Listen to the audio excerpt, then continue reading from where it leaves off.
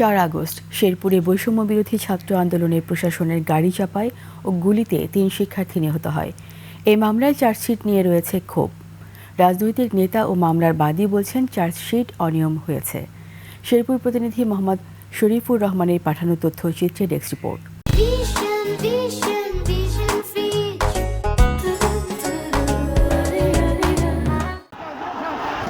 2024 সালের 4 আগস্ট বৈষম্যবিরোধী ছাত্র আন্দোলনের কর্মসূচি চলাকালে দফায় দফায় মিছিল মিটিং শেরপুরের রাজনৈতিক মোড়কে ঘুরিয়ে দেয়।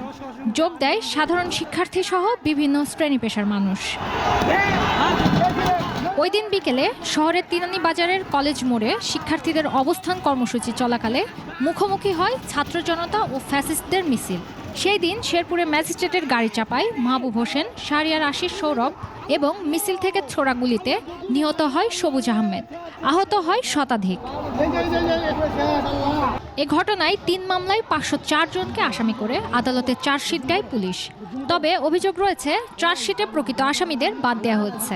শহীদ পরিবার যারা মামলার বাদী তারা নিজেরাও জানে না যে এই যে 505 জনের নামে চার্জশিট দিছে, 505 জন কিভাবে ঢুকলো।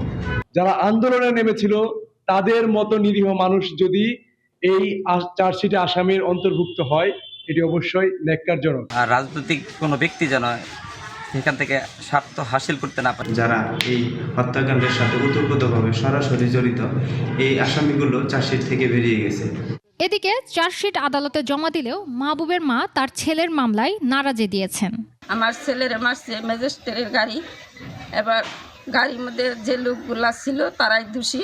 আমি এই দোষী করে মামলার চার্জশিটে আনার জন্য আগায়া যাতে এরাই আসামি থাকে। তবে পুলিশের দাবি সুষ্ঠু তদন্ত করেই দোষীদের আসামি করা হয়েছে।